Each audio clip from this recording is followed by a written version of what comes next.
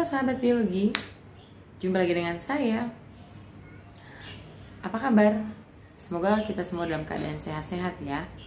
Kesehatan seseorang tergantung dari kemampuan imun tubuh seseorang dalam mengenal dan menolak bibit penyakit yang mencoba masuk ke dalam tubuh kita. Bibit penyakit bisa jadi dari virus, bisa jadi dari bakteri, atau juga bisa jadi dari mikroorganisme lainnya.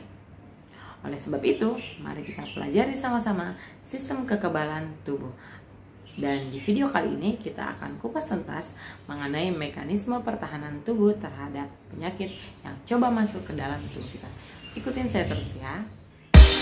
Kemampuan sel imun dalam mengenal, menolak, dan menghancurkan bibit penyakit disebut dengan respon imun. Respon imun ada dua macam, yaitu respon imun yang dikenali melalui sel-sel darah putih atau melalui sel, dan juga respon imun yang dikenali melalui protein yang disimpan dalam limfa dan plasma darah yang kita sebut dengan antibodi. Nah, sistem respon antibodi ini disebut dengan sistem humoral. Sebenarnya tubuh punya cara sendiri, cara alami untuk menolak zat asing yang coba masuk ke dalam tubuh kita. Banyak cara yang dilakukan oleh tubuh kita untuk melakukan hal tersebut. Nah, cara ini disebut dengan kekebalan atau disebut juga dengan imunitas. Kekebalan ini berhubungan dengan zat asing atau yang disebut dengan antigen. Semua zat yang direspon oleh imunitas disebut dengan antigen atau imunogen. Kalau imunologi adalah ilmu yang mempelajari tentang imunitas. Apabila antigen masuk ke dalam jaringan tubuh, maka dengan segera tubuh akan mengeluarkan antibodi atau imunoglobulin.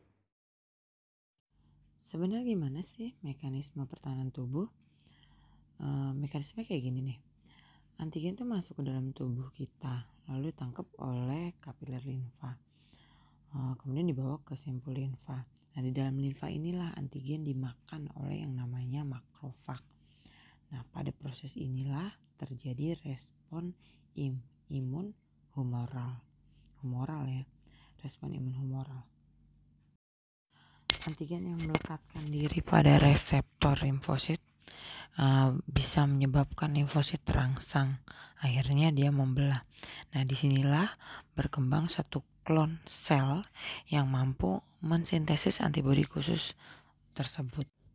Klon dapat memproduksi antibodi bukan karena instruksi, tapi sebagai akibat dari rangsangan selektif sel-sel yang ada sebelumnya. Makanya disebut dengan seleksi klonal. Beberapa mekanisme imun bisa menyebabkan alergi. Ada yang pernah alergi nggak? Nggak enak ya rasanya ya. Nah, kalau seperti ini yang berperan penting adalah limfosit T. Karena misalkan reaksi tubuh yang tidak menyenangkan kalau kamu makan sesuatu yang gak cocok, misalkan tiram atau ikan asin atau apapun gitu yang bisa menimbulkan reaksi tubuh menjadi gatal. Limfosit T lah yang sangat berperan.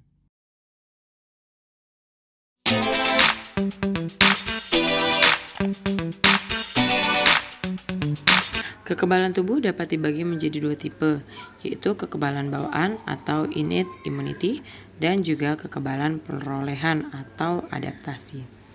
Yang pertama adalah kekebalan bawaan. Kekebalan bawaan disebut juga kekebalan tidak spesifik atau non-spesifik.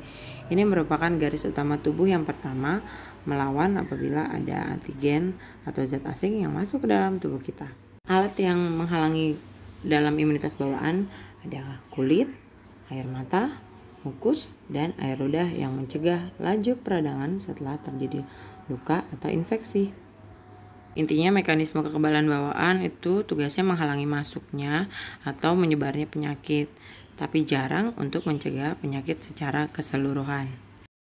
Kekebalan yang kedua yaitu kekebalan adaptasi. Nama lainnya adalah kekebalan spesifik atau khusus. Kalau garis pertama kekebalan tubuh mendapat serbuan, maka sel, molekul, dan organ dari sistem imun akan menghasilkan satu imun yang spesifik atau khusus untuk bisa dapat melawan agen yang sesuai dengan jenis penyerangnya. Sistem imun ini akan bekerja untuk melawan bila agen asing menyerang lagi. Nah, kemampuan sistem imun dalam memberikan respon pada penyakit tergantung pada interaksi yang kompleks antara komponen imun dan antigen yang merupakan agen-agen patogen atau agen yang bisa menyebabkan penyakit. Antigen adalah bahan asing yang masuk dalam tubuh. Nah, jaringan dan organ yang berperan dalam sistem imun berada di bagian seluruh tubuh kita. Pada manusia dan mamalia lain, organ-organ pusat imunnya adalah sumsum tulang. Gimana sahabat biologi? Sudah jelas belum? Ada yang mau ditanyakan?